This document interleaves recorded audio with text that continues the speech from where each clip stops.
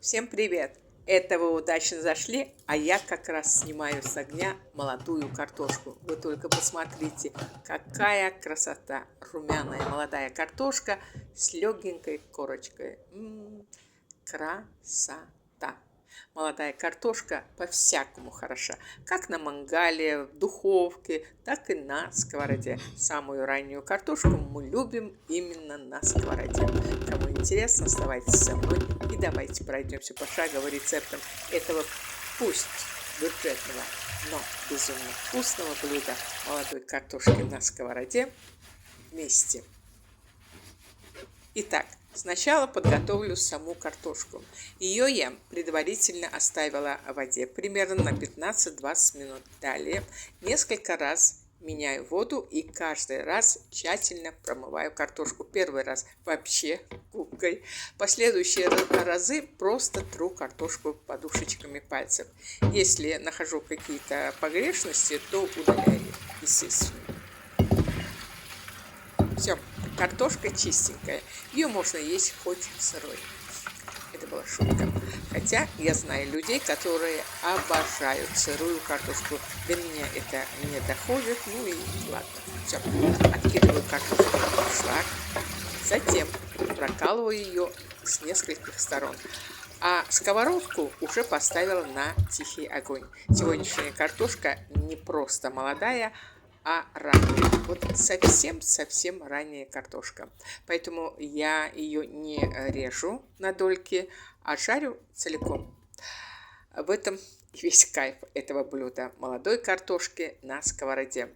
А чтобы картошка вся полностью пропиталась изнутри, пока она горит снаружи, грубо говоря, заодно и пропиталась ароматами топленого масла, просто прокалывая ее с нескольких сторон острым ножом. Также можно проколоть картошку вилкой или даже зубочисткой.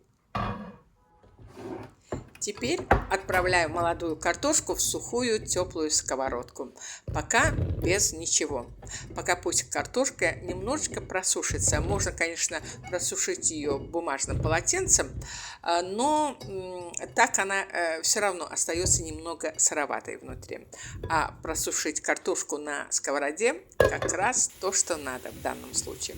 Просушив картошку 5-6 минут на теплой, едва горячей сковородке, отправляю в сковороду топленое масло. Именно топленое, не просто сливочное масло, так как жарится молодая картошка на огне чуть выше даже среднего. А сливочное масло может подгореть. Если топленого масла нет дома, то желательно жарить картошку на оливковом масле. Ну, на худой конец, конечно, можно жарить молодую картошку на любом растительном масле, но с топленым, конечно, вкуснее. К тому же, да, на растительном масле все-таки не получается у молодой картошки той желанной корочки. Пока жарится картошка, сильно далеко от нее не отхожу. За это время, пока картошка жарится, 2-3 раза надо ее помешать. При необходимости убавить огонь. В общем, надо бы проконтролировать это дело. К молодой картошке можно подавать котлеты, мясо, куры, приготовленные в разных вариациях. Но мы так соскучились по молодой картошке, что с удовольствием слопаем ее просто так, без ничего. Поэтому ближе к готовности картошки мелко нарубаю укроп и сверху насыпаю картошку с печи укропом.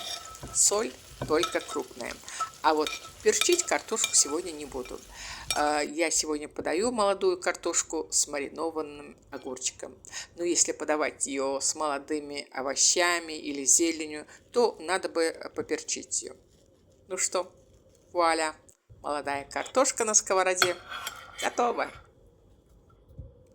Обязательно приготовьте молодую картошку на сковороде. Пока она молодая, порадуйте себя и своих близких этим простым и безумно вкусным блюдом хотя бы несколько раз за сезон. Друзья, самая вкусная молодая картошка – это горячая картошка.